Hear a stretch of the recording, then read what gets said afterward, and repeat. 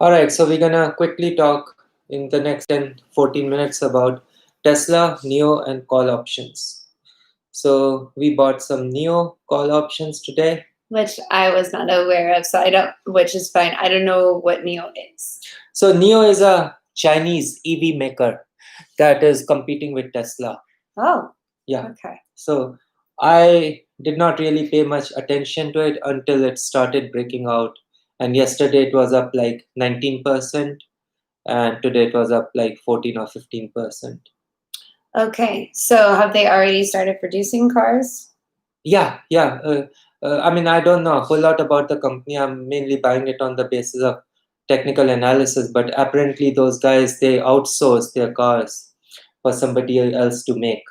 And they had a huge jump in revenues. So they were talking on IBD Live yesterday. Is it a US traded stock then, or is it Yeah. an international stock? It's a Chinese company, but it's traded on US Stock Exchange. Okay. So NIO. I mean, I don't have a huge position by any means. I mean, it's a No, little it's bitty. I mean, it's right.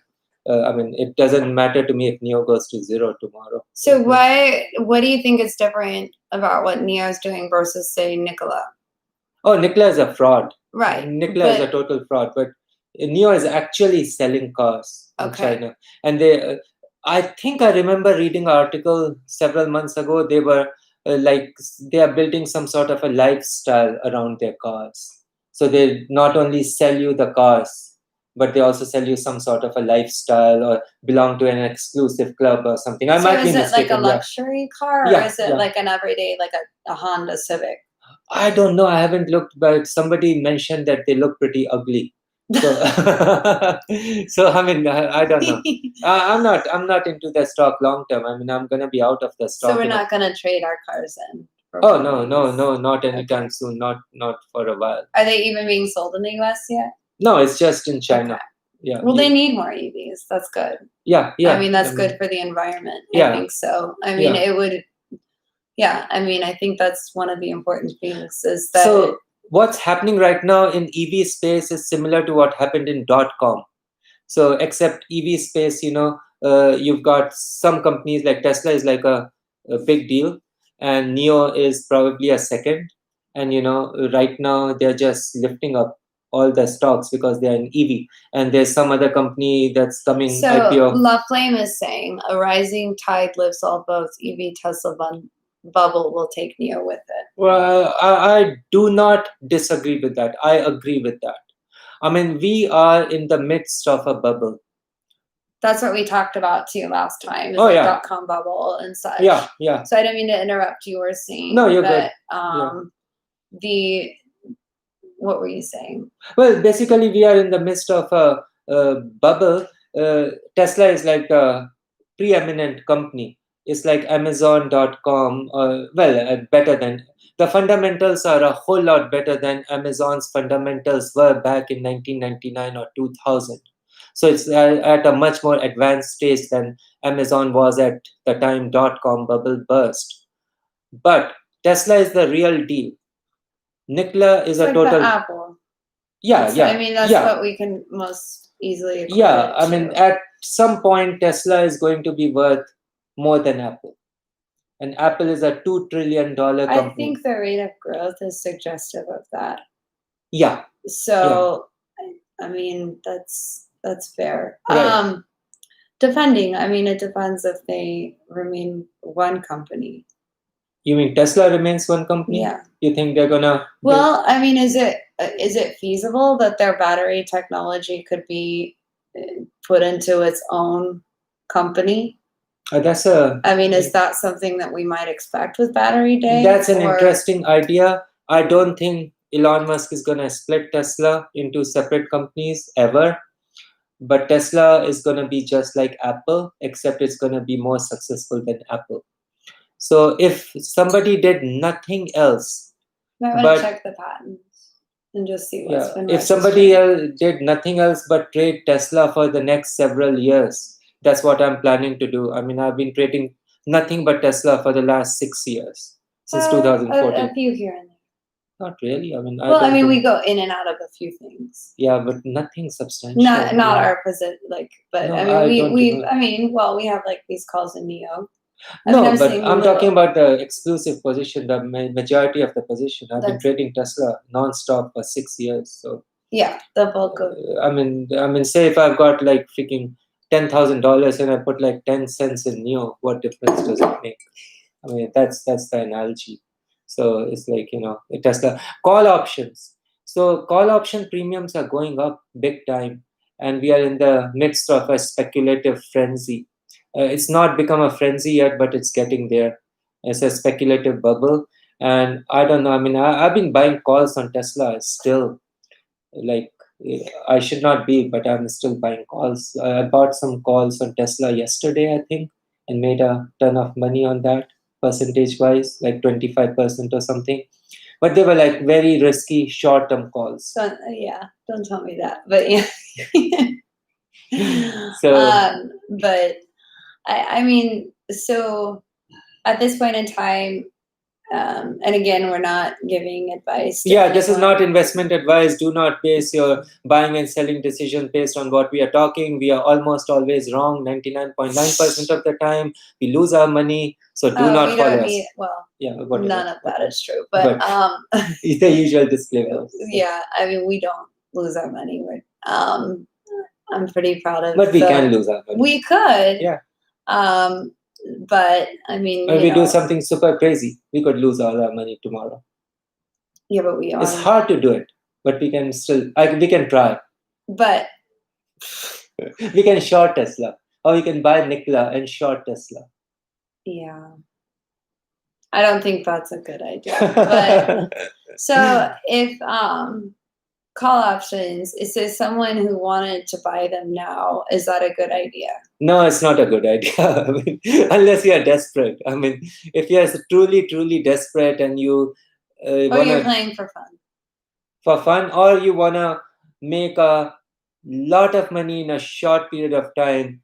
Yeah, I mean that's what I did. I mean, I put. We needed to take some risk. We needed to take some risk. We just put a little bit of money, not a whole lot, in one account, and we bought like, what did we buy? We bought like October 2020 calls. We bought like $3,500 call. We bought $2,850 strike price call, something like that. With less risky positions, I've been buying like as far as September 2022 calls. So like going like 2 years out. Not that I will hold them that long. And calls, I'm not going to liquidate. I'm probably going to continue holding them, or at worst exercise them. That's about it, unless they are very short term. Because leaps are illiquid. There's no point in selling them. You basically exercise them. So I'm not familiar with all the more advanced types of call option trading that are out there. Neither am I. So because, like straddles. Oh my gosh, straddle, strangle, spread, vertical spread. Those all beat me. It's like gymnastics. Yeah. Yeah, I don't believe in all this. I mean, there's guys who do, and there's some merit to it. Okay, so for example, you think that a stock is going into earnings, and you don't want to take a huge amount of risk, right? So you do whatever these strategies these guys do. I don't know if they do a spread or whatever, straddle, strangle, something. I've never done that. Maybe I should. Then you can protect your position. If you got a large stock position, then you can protect it by buying protective puts. How long have you been trading calls? For 22 years. Okay, so you started off with stock primarily? Yeah, but I've been doing calls for 22 years, on and off. But he doesn't have corona, by the way. Oh, I'm good. Yeah, but I wish sometimes I would have bought protective puts. And then say, for example, say you are bullish about a stock, right? And you want to buy it at a lower price. Then you sell puts. So if the stock goes down, then you buy that. I like our new IBD account. It says long, like when you're looking at the chart. So you've got your account, and it actually makes a little. It's a pretty user-friendly platform. So we just opened up a small Interactive Brokers account just so we could get a feel for. And I like it. I mean, we put a little bit of money, very little bit. I mean, not a whole lot. Like. Sure. But I mean, anyways, I mean, I've had a good experience with the platform so far. Yeah. But, and it has a bot. You can tell this bot like sell at this time. Personally, I like E-Trade. I mean, I love E-Trade. I've traded Fidelity, Schwab, what else? TD Ameritrade, Morgan Stanley, and I think all of them are not as good. E-Trade, I love E-Trade. I love the fact that you can trade call options in your Roth IRA in E-Trade. Yeah, but most of them, Fidelity allows that too. It does? Okay. Fidelity, I just don't like. It's not used. They make you go through a lot of bureaucracy, a lot of red tape to do simple things. But so far, Interactive Brokers is pretty. I mean, I like it because I think, I mean, their app is, even somebody like me who doesn't know the stock market very well, like you can just go to a tab and say exercise.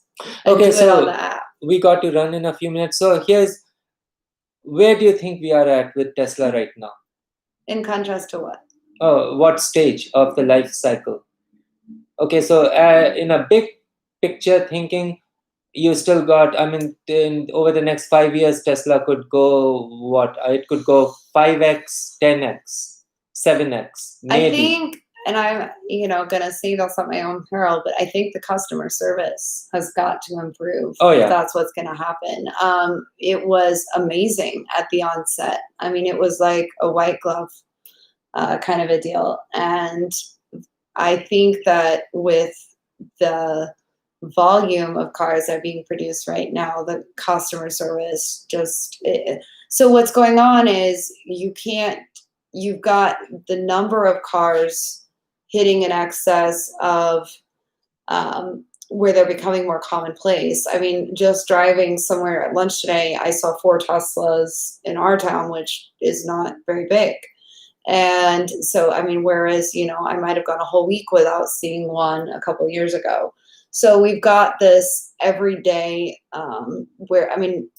but we don't have the number of body shops or service centers to accommodate that, because everything has to be done at a Tesla service center. Well, they're trying their best. But the volume exceeds, so customer service is going down. Whereas your gas cars are not as great, obviously, but you can get them fixed at 20 places. So the customer service, if we're going to get there, to answer the question, the life cycle, I mean, this happens with any company. When they grow really, really fast, the customer service has to catch up to make it. And I understand that as a business owner. I get that. And I know. Where are we in terms of stock price? Stock price, I don't know. I mean, I think we got another 4 to 5 weeks left, and that's it. We're going to go down big time. Short term. But from a long-term standpoint, we have to be at the point where the customer service is parallel with the car and the production. So when we have that, the longevity of the company is, I mean, it's sky's the limit. Well, Tesla is going to flourish. So, I mean, no matter what, even if the fundamentals are there. Yeah. The fundamentals are there. So, I mean, that's the most important thing. Everything else is transient. I mean, that's it's growing pains for a rapidly growing company, and it's gonna catch up. But yes, I mean, right now, I mean, it's. But for somebody who's never been in Tesla stock, I mean, one could buy Tesla stock right here for short-term trading. I don't know if it's a great idea to buy it for intermediate-term trading. I just don't know. I mean, the thing could go parabolic. It is going parabolic. The thing could end up in 2,500, 3,000, 3,500. Who knows?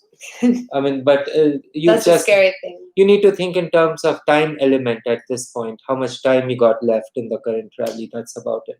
Oh, maybe a week. No, I think it's more than a week. Anyway, do we need to go? Yeah. All right. Bye. See you. Bye. Okay.